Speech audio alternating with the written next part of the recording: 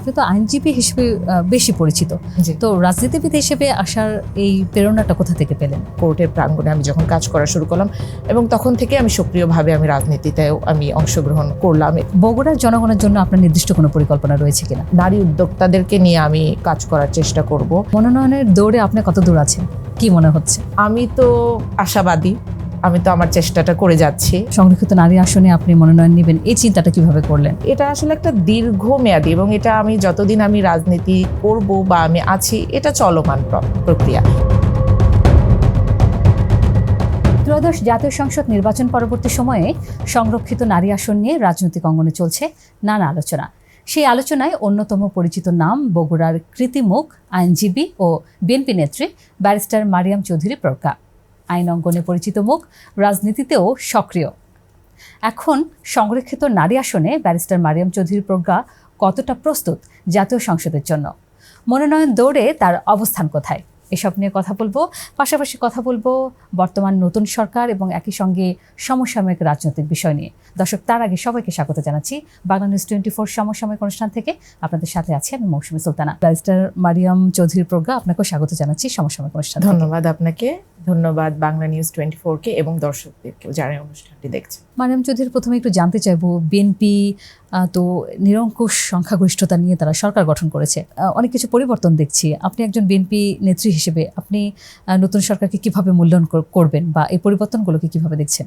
যে আমি এখানে খুব পজিটিভ পরিবর্তনগুলো দেখছি এবং আমি আজ খুব গর্ববোধ করছি যে আমি এই জাতীয়তাবাদী দলের সাথে সম্পৃক্ত এবং আমাদের প্রধানমন্ত্রী যেই আশা আমাদেরকে দেখিয়েছে সেগুলোর আজ আমরা অল্প অল্প করে প্রতিফলন দেখছি। যেই দৃশ্যগুলো আমরা এর আগে কখনো আমাদের ইতিহাসের রাজনীতির ইতিহাসে দেখিনি। ফর এক্সাম্পল, ছোট হলেও যেমন আমাদের প্রধানমন্ত্রী সাধারণ জনগণের মাঝ দিয়ে যেভাবে উনি যাতায়াত করছে এবং উনি কোনো বিশেষ প্রোটোকল একেবারেই উনি নিরুৎসাহিত করেছে, শুধু ওনার নিজের জন্য নয়, অন্যান্য মিনিস্টার্স বা অন্যান্য এমপিদের জন্য করেছে, সেগুলো সাধারণ জনগণ আমি দেখছি খুব ভালোভাবে এসব গ্রহণ করছে। আর রাস্তার পাশে দাঁড়িয়ে দেখছি যে সকলে ওনার সাথে যে কুশল বিনিময় করছে, দেখছে তাদের নেতা, তাদের প্রতিনিধি কিভাবে তাদের জন্য কাজ করছে এবং তাদের সাথে যেভাবে মিশে যাচ্ছে, এটা আমি খুবই ভালোভাবে দেখছি এবং আমি মনে করছি এটা বিএনপিকে আরও জনগণের মাঝখানে তাদেরকে নিয়ে যতটুকু বা আমরা সোশ্যাল মিডিয়াতে বা যেভাবে দেখেছি যে বিভিন্ন সময় বিভিন্নভাবে অ্যাটাকিং করা হয়েছিল, সেগুলো আস্তে আস্তে ভুলগুলো ভেঙে যাবে ইনশাল্লাহ আশা করছি। উনি আবার আরেকটি পরিবর্তন আমরা দেখছি যে উনি এটাকে একটা হিসেবে নিয়েছে যে জ্যাম তো আমাদের ঢাকা শহরের একটা খুবই একদম নিত্য নৈমিত্তিক একটা ব্যাপার এবং এটাকে উনি নিরসনের জন্য উনি চিন্তা করেছে যে উনি নিজেই সচিবালয়ে যাচ্ছেন এবং রেগুলার অফিস করছেন, সেখানে সকাল 9টা বাজে উনি যাচ্ছেন এবং সাথে বাকিরাও কিন্তু আসলে এই চিত্র কখনো সচিবালয়ে আগে ছিল না, হতে পারে অফিস হয়তো আরেকটু দেরি করে শুরু হতো এবং উনি যে রুটিনটা সেট করছে এবং খুব দায়িত্ব নিয়ে উনি কাজ করছে, সকাল 9টা অফিসে আসাটা বাধ্যতামূলক করছে এবং আমরা এটাও অনেকেই তো শনিবারেও অনেক সচিবালয়ে কাজ হচ্ছে এবং অনেকেই মন্ত্রীরাই ওনারা অফিসে যাচ্ছেন এবং কাজ করছেন, যেটা কিনা আগে আমরা কখনো দেখিনি। তো ওনারা আসলেই দেশের জন্য যে পরিকল্পনাগুলো দিয়েছেন এবং ওনারা ডে 1 থেকেই সেগুলো বাস্তবায়নের জন্য ওনারা কাজ করে যাচ্ছেন, এটা আমরা দেখতে পাচ্ছি, এগুলো দৃশ্যমান হচ্ছে এবং এটা নিয়ে আমি আসলে খুব গর্ববোধ করছি এবং খুব আশা নিয়ে দেখছি যে সামনের দিনগুলোতে আরো কি আসে, ইনশাল্লাহ ভালো কিছু পরিবর্তন আশা করাই যায়। ব্যারিস্টার মারিয়াম, আমরা কিন্তু সমসাময়িক যে সময়টা রাজনীতির যে অবস্থা দেখছি, একটা পরিবর্তিত বাংলাদেশ, নতুন সরকার, নতুন প্রত্যাশা সবার মধ্যে। তো এর মধ্যে কিন্তু আরেকটি বিষয় নিয়ে আলোচনা চলছে, সেটা হচ্ছে রাষ্ট্রপতি নিয়োগ নিয়ে। তো বেশ কিছু বর্ষিয়ান রাজনীতিবিদের নামও এসেছে এখানে রাষ্ট্রপতির তালিকায়, যেমন আমি বলতে পারি ওসমান ফারুকের নাম এসেছে, হাফিজউদ্দিন আহমেদের নাম এসেছে, আইনজীবী জয়নুল আবেদিনের নাম এসেছে। তো আসলে কে হচ্ছেন রাষ্ট্রপতি, এটি কিন্তু এখন বেশ আলোচনায় এবং এটি বলা যায় যে আগ্রহের জায়গাটাও মানুষের রয়েছে। আপনার কি মনে হয় রাষ্ট্রপতির তালিকায় কে রয়েছেন? আসলে এটা তো আমার জানার কথা না, কিন্তু বিভিন্ন সংবাদ মাধ্যমে আমিও দেখছি এই নামগুলো আসছে। যাদের নামগুলো আপনি বললেন, এরা সকলেই বর্ষিয়ান নেতা এবং রাজনৈতিকভাবে এবং তাদের যার যার কাজের ক্ষেত্রে তারা যোগ্যতার প্রমাণ দিয়েই তারা এই জায়গায় এসেছে। তো আমি মনে করি যে কেউই যদি হয় যাদের নামগুলো বলছেন আপনি, অবশ্যই তাদের দায়িত্ব খুব ভালোভাবে তারা পালন করবেন, কিন্তু এটা আমি মনে করি এটা গণতান্ত্রিকভাবে এই সিদ্ধান্তটা আসবে এবং যাকেই রাষ্ট্রপতি পদে দেওয়া হবে উনি খুব দায়িত্বপূর্ণভাবেই তার কাজগুলো করবে। এবার একটু আপনার রাজনৈতিক জীবনের যে জার্নিটা সে প্রসঙ্গে জি। আসতে চাই। প্রথমে একটু জানতে চাই, আপনি তো আইনজীবী হিসেবে বেশি পরিচিত, জি। তো রাজনীতিবিদ হিসেবে আসার এই প্রেরণাটা কোথা থেকে পেলেন? আসলে রাজনীতিতে যদি আসার প্রেরণার কথা বলেন, এটা আমি ছোট থেকেই আমার পরিবারের কাছ থেকে আমি দেখে এসেছি। আমার পরিবারের পারিবারিকভাবে আমি রাজনীতিতে আসলে যদি বলেন সেক্ষেত্রে ভুল হবে না বলাটা, আমি সম্পৃক্ত। এসব নিয়ে আমাদের বাসায় আমি ছোট থেকেই আর কি এই পরিবেশেই বড় হয়েছি। কিন্তু আমি প্রফেশন হিসেবে যখন আমি আইনজীবী হিসেবে যখন আমি কাজ করা শুরু করলাম, আমার সরাসরি সম্পৃক্ততাটা শুরু হলো তখন থেকেই। যখন আমি কাজ করা শুরু করলাম তখন দেখলাম আসলে আইনজীবী হয়ে আমি যতটুকু সমাধান দেওয়ার চেষ্টা করছি মানুষদেরকে, এটা আসলে একটা পার্ট, কিন্তু আসলে অনেক কাজ রয়ে যায়। মানে কিছু আমাদের যে অন্যান্য জায়গাগুলোতে আসলে আইন প্রণয়নের ক্ষেত্রে বলেন বা সেটা প্রয়োগের ক্ষেত্রে বলেন, সেটাতে আসলে আইনজীবীদের হিসেবে আমাদের তেমন একটা বেশি ভূমিকা থাকে না, এবং সেখানে অনেক কাজ করার জায়গা আছে। তো সেখান থেকেই আমার উৎসাহ পাওয়া, এবং এরপরে আমি যখন রাজনীতিতে সম্পৃক্ত হলাম তখন থেকে আমি তৃণমূলের সাথে যখন কাজ করা শুরু এটা করলাম। কত বছর আগে? এটা বলতে পারেন 2015 থেকে। আমি যখন আমার বারাত ল কমপ্লিট করে আমি যখন বাংলাদেশে আসলাম, এবং যখন আমি কোর্টের প্রাঙ্গণে আমি যখন কাজ করা শুরু করলাম, এবং তখন থেকে আমি সক্রিয়ভাবে আমি রাজনীতিতেও আমি অংশগ্রহণ করলাম। এবং আমি যখন এলাকাগুলোতে আমি আমার এলাকায় যখন যেতাম, আমি বগুড়া থেকে। হ্যাঁ। বগুড়া কোন অঞ্চলে এটা? আমার জন্ম বগুড়ার আদমদীঘি উপজেলার সান্তাহারে, এবং সেখানে আমার বেড়ে ওঠা, সেখানে আমার স্কুল ছিল, স্কুল জীবন সেখানেই পার করেছি। এরপরে আমি আমার নওগাঁ মহিলা কলেজ থেকে আমার পড়াশোনা, তারপরে আমি ভুই একাডেমি থেকে আমার অনার্স কমপ্লিট করি এবং বারাত ল করি সিটি ইউনিভার্সিটি লন্ডন, লিনকনসিন থেকে আমার বারাত ল করা। এরপরে আমি বাংলাদেশে এসে আমি আসার পরেই আমি আইন পেশায় যুক্ত হই, এবং সেখান থেকেই আর কি আমার রাজনীতিটা শুরু, মেইনলি তখন থেকেই, মানে অ্যাক্টিভ রাজনীতি যদি যেটাকে বলে। গত 17 বছর যে বিএনপি কিছুটা বলা চলে যে অলক্ষ্যই ছিল রাজনীতির, এবং একই সঙ্গে যে আওয়ামী লীগ শাসন আমলে তাদেরকে অনেক রকম দমন নিপীড়ন, একই সঙ্গে জেল জরিমানা, অনেক ধরনের নির্যাতন তারা সহ্য করেছেন, এবং আপনি তো ছিলেন সেখানে বগুড়ায় তৃণমূল পর্যায়ে। আপনাকে কি কি ফেস করতে হয়েছে? আমরা পারিবারিকভাবে যেহেতু রাজনীতির সাথে জড়িত ছিলাম, আমাদেরও উপরে অনেক হামলা বা অনেক মামলা আমাদের পরিবারের সদস্যদের উপরে ছিল, দেওয়া হয়েছে। এবং পাশাপাশি আমার যেটা আমি যদি দেখে থাকি, আমাদের আইনজীবীদের উপরে যে দমন পীড়নটা চলেছে, এটা আমাকে খুব ব্যথিত করতো। কারণ আইনজীবীরা ছিল, তারা তো এটা একটা নিরপেক্ষ এটা আমাদের একটা পেশাগত জায়গা ছিল, এবং এই নিপীড়নটা শেষ পর্যন্ত এখানেও চলে এসেছিল, এবং এখানে আমরা স্বাধীনভাবে আমাদেরকে কথা বলতে দেওয়া হোক বা তখন এটাতে হতো কি যে সাধারণ যারা আমাদের কাছে আইনি সেবা নিতে আসতো তারাও বাধাগ্রস্ত হতো। তো এই জিনিসগুলো আমার দেখা আর কি। আমি যেটা জেনেছি যে আপনি সে সময় বেশিরভাগ নেতাকর্মীরা যাদের নামে মামলা ছিল, নারী কর্মীরা কিংবা নারী নেত্রীরা, তাদেরকে আপনি অনেকভাবে আইনগতভাবে সহায়তা করেছেন, সেটি একটু যদি বলতেন। এমন একটা কালচার ওই সময় তৈরি হয়ে গিয়েছিল যে বিএনপির সাথে জড়িত বা অন্য মানে মতের সাথে জড়িত মানে তার নামে মামলা দিয়ে হোক তাকে দাবিয়ে রাখতে হবে। তো এরকম অনেক বহু সংখ্যক মানুষ যারা এভাবে নির্যাতনের শিকার হতো তারা আসতো। ইভেন তারা অনেক সময় এমনও হতো যে তারা জানেও না যে তাদের নামে তারা হয়তো বা আছে ঢাকাতে, তাদের কোনো বরিশাল জেলা বা অন্য কোথাও তাদের নামে মামলা দেওয়া হয়েছে, যেটাকে আমরা গায়েবী মামলা হিসেবে দেখতাম, এবং তারা এটার কারণে দিনের পর দিন সাফার করেছে। তো এদের যে জামিন প্রক্রিয়াগুলা দেখা যাচ্ছে একটাতে হয়তো বা জামিন পেয়েছে, কিন্তু দেখা যাচ্ছে তার নামে আরো 10টা মামলা পেন্ডিং আছে, এবং সেটার জন্য সে বের হতে পারছে না। তো বিভিন্ন ধরনের মামলা দিয়ে তারা জর্জরিত ছিল।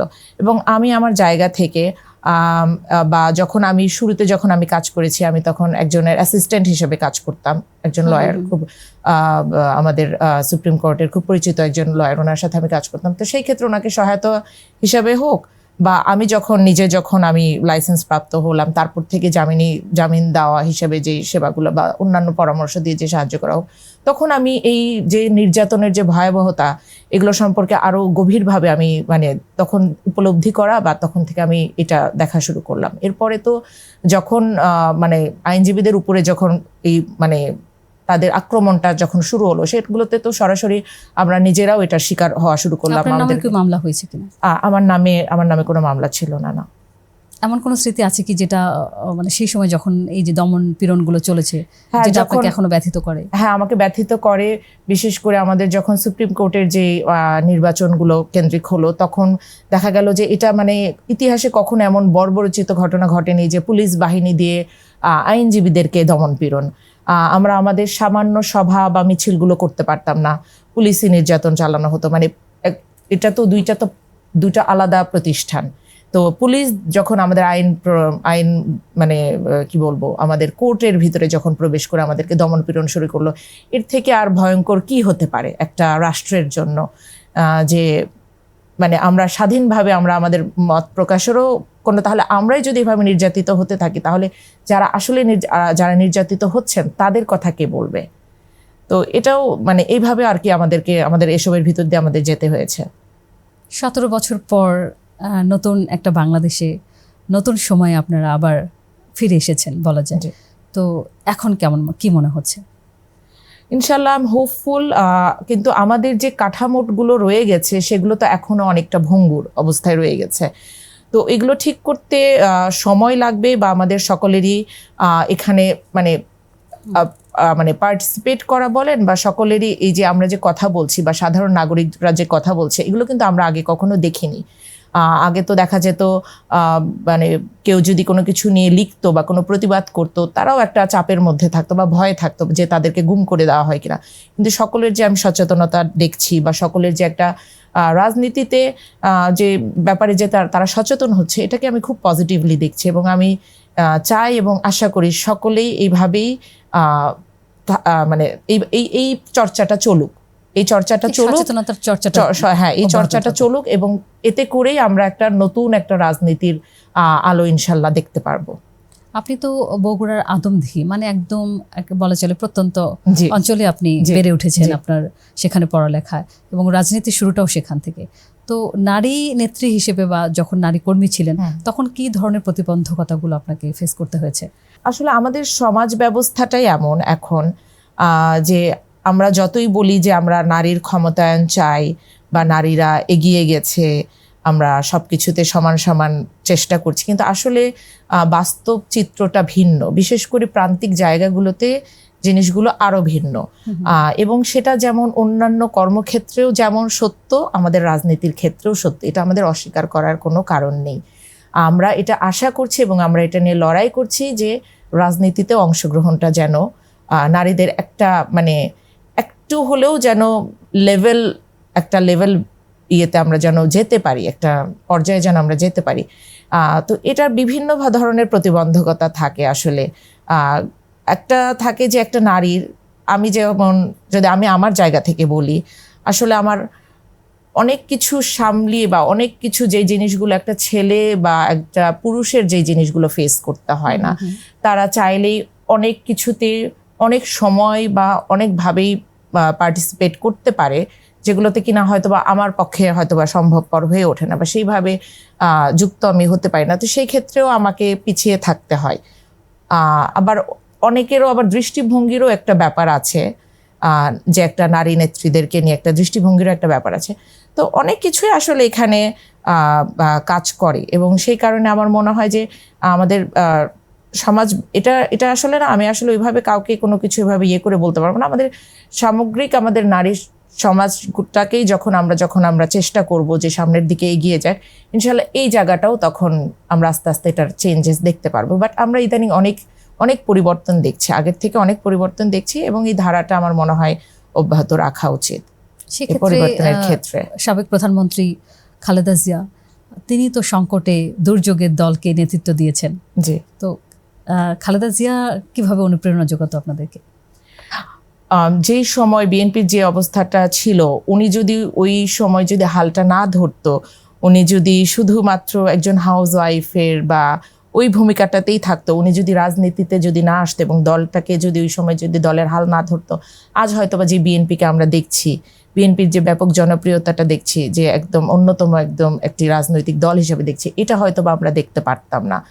তো আমি ওনার সাথে অনেক কিছুতে আমি রিলেট করতে পারি, নিজেকে, এবং উনি আমাকে অনুপ্রেরণা যোগায় যে কিভাবে মানুষের জন্য উনি আসলে ওনার বেঁচে মানে ওনার মানে পুরো জীবনের উনি এটাই ধরে নিয়েছিল যে জনগণের সেবা বা দেশের মানুষের জন্য কিছু ভালো কিছু করা, এবং এইভাবে উনি ওনার জীবনটাও উনি উৎসর্গ করে দিয়েছে, পুরো জীবনটাই উনি উৎসর্গ করে দিয়েছে আসলে গণতন্ত্র প্রতিষ্ঠার ক্ষেত্রে এবং দেশের মানুষের জন্য। জি, এটা আমাকে অনেক অনুপ্রেরণা যোগায়।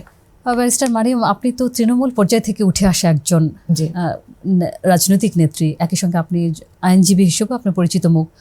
তো আপনি এই সংরক্ষিত নারী আসনে যাদের মনোনয়নের তালিকা বা যাদের নাম শোনা যাচ্ছে তার মধ্যে অন্যতম আলোচিত আপনি একজন।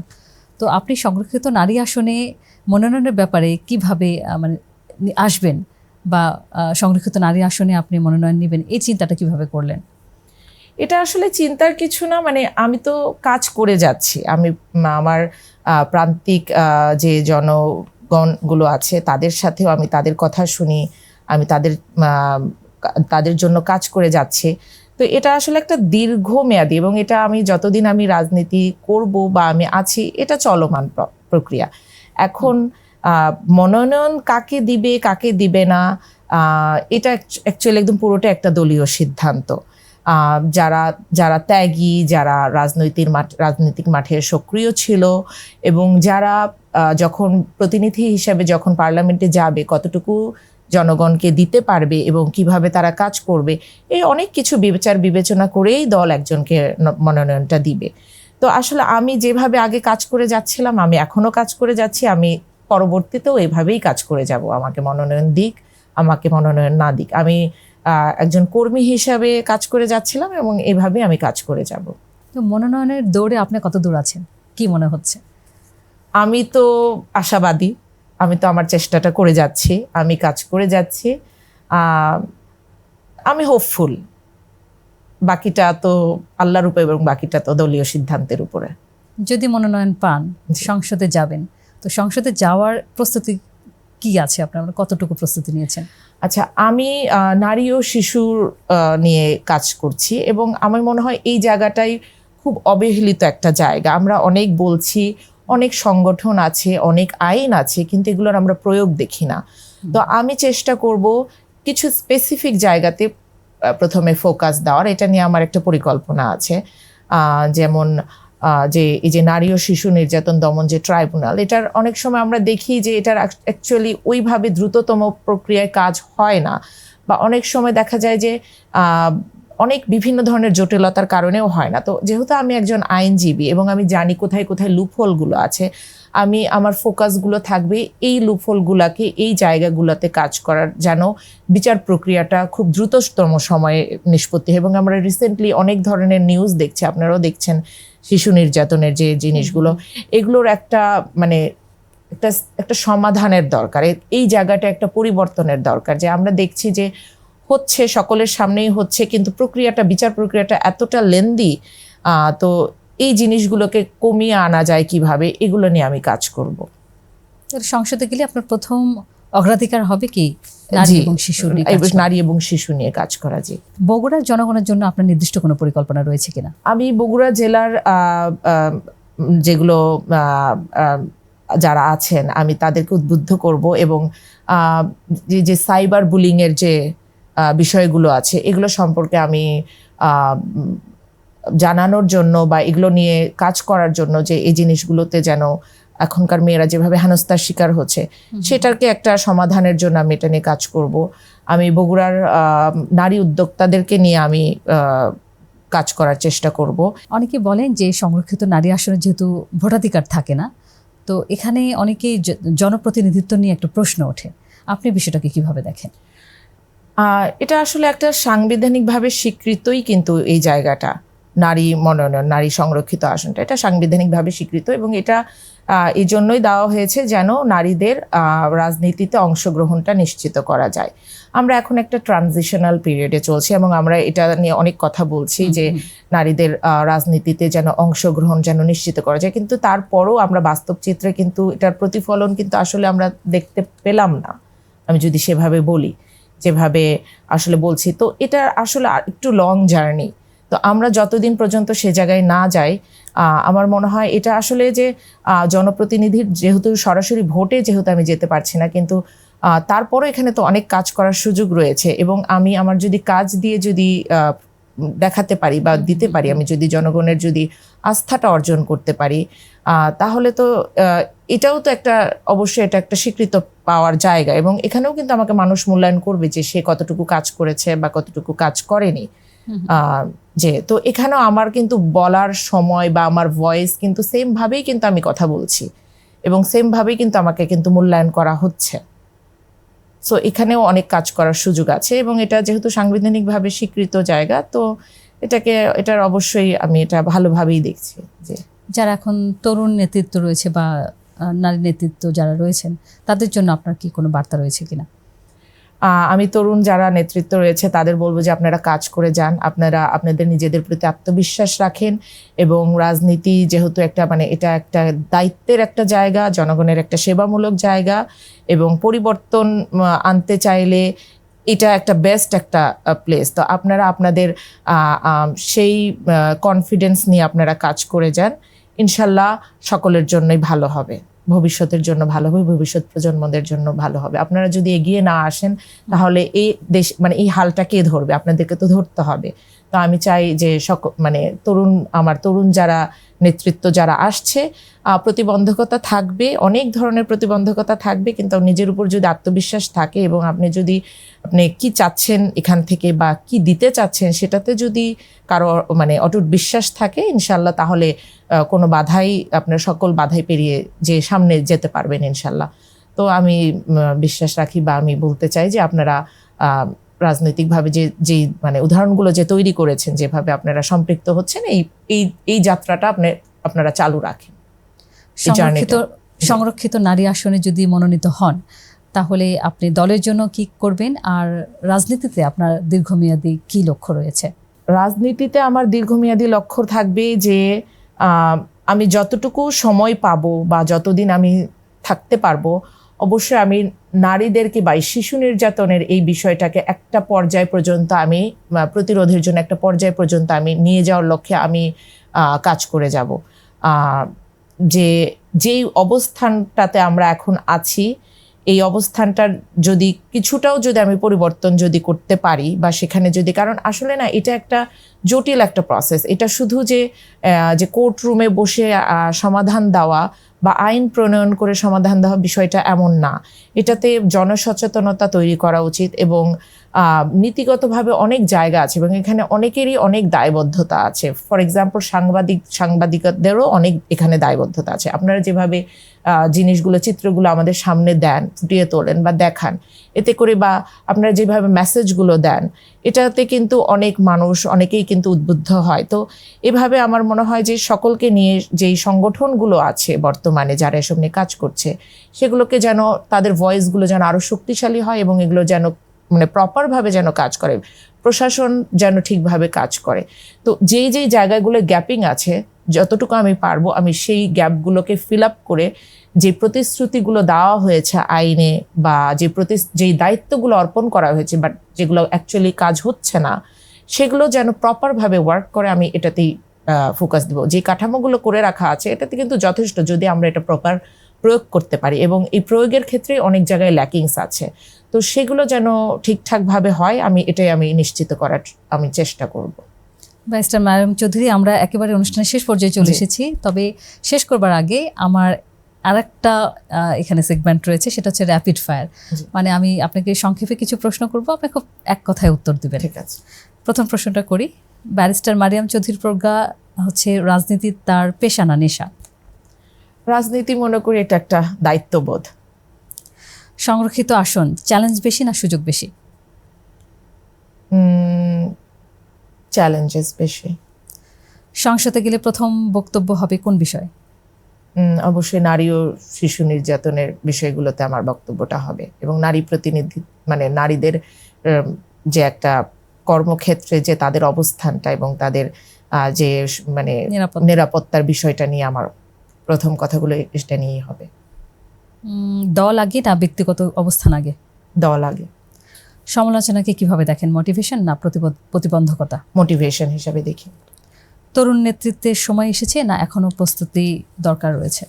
তরুণ নেতৃত্বের সময় চলে এসেছে এবং তরুণ নেতৃত্ব এবারই আমরা দেখতে পেরেছি আমাদের এই ইলেকশনের মাধ্যমে। মাঠের রাজনীতি না নীতি নির্ধারণী রাজনীতি, কোথায় বেশি স্বাচ্ছন্দ্য? নীতি নির্ধারণের রাজনীতিও থাকবে, কিন্তু নীতি নির্ধারণের রাজনীতির সাথে মাঠের রাজনীতিটাকে যুক্ত না করলে হবে না। আমি যদি মাঠের রাজনীতি না করি, আমি যদি তৃণমূলে না যাই, আমি কিভাবে বুঝবো যে কোন কোন জায়গায় আমার নীতি নির্ধারণে চেঞ্জেস দরকার? তো দুটোর সাথে মানে সম্পৃক্ত। আইনজীবী পরিচয় না রাজনৈতিক পরিচয়, কোনটি আপনার শক্তি? আইনজীবী তো আমার মানে আইন তো আমার পেশা, আর রাজনীতিকে বলতে পারেন যে মানে একটা নিজের কাছে একটা মানে আমার দেশের মানুষের জন্য, আমার এলাকার মানুষের জন্য কিছু করার একটা দায়িত্ববোধ থেকেই আসা। তো আমি আপাতত দুটোতেই আমার আছি আর কি, ব্যালেন্স দুটোই করে শক্তি। আছি। হ্যাঁ, সংসদে গেলে একটি আইন পরিবর্তনের সুযোগ পেলে কোন খাত বেছে নেবেন? আমি বর্তমান যে নারী ও শিশু অধিকার, যে আমাদের নারী ও শিশু নির্যাতন যে আইনটি আছে, এটার যে কোন কোন জায়গায় যে ল্যাকিংসগুলো আছে, আমি এটা নিয়ে প্রথমে আমি কাজ শুরু করব। নারী সংরক্ষিত আসন, ভবিষ্যতে সেটি সরাসরি ভোটেও হওয়া উচিত, হ্যাঁ অথবা না? ভবিষ্যতে অবশ্যই যে ভোটের হ্যাঁ, মাধ্যমে। হ্যাঁ, ভোটের হ্যাঁ। মাধ্যমে। বিএনপির নারী নেতৃত্ব আরও কি বিস্তৃতি দরকার কিনা? আমি মনে করি হ্যাঁ, এটার আরো বিস্তৃত দরকার আছে। আমরা আছি, কিন্তু এটার আরো আমি চাই যে এটার বিস্তৃতটা আরো হোক এবং পার্টিসিপেশনটা আরো হোক। মনোনয়ন পাবেন বলে কতটা আত্মবিশ্বাসী? আমি তো 100% আত্মবিশ্বাসী আমার নিজের উপরে। এখন বাকিটা তো দলের সিদ্ধান্ত। ঠিক, জি। একদমই তাই। আমরাও নিশ্চয়ই সেই সিদ্ধান্তের দিকে তাকিয়ে আছি। ব্যারিস্টার মারিয়াম চৌধুরী প্রজ্ঞা, আপনাকে অসংখ্য ধন্যবাদ জানাচ্ছি। আপনি এত ব্যস্ততার মধ্যে আমাদের স্টুডিওতে এসে সময় দিয়েছেন, এই জন্য অসংখ্য ধন্যবাদ। আপনি অনেক ভালো থাকবেন, আপনার জন্য অনেক আপনাদেরকে শুভকামনা। অনেক ধন্যবাদ আমাকে আমন্ত্রণ জানাবার জন্য। ভালো থাকবেন। ধন্যবাদ। অসংখ্য ধন্যবাদ। সুপ্রিয় দর্শক, সংরক্ষিত নারী আসনে মনোনয়ন প্রক্রিয়ার সামনে, আলোচনা চলছে, সিদ্ধান্ত এখন দলীয় ফোরামের। তবে আমরা নজর রাখব সংরক্ষিত নারী আসনের চূড়ান্ত ঘোষণার দিকে। আজকের মতো এখানে শেষ করছি। সাথে থাকার জন্য আপনাদেরকে অসংখ্য ধন্যবাদ জানাচ্ছি। যে যেখান থেকে দেখছেন, সবার জন্য শুভকামনা এবং সবার জন্য শুভরাত্রি।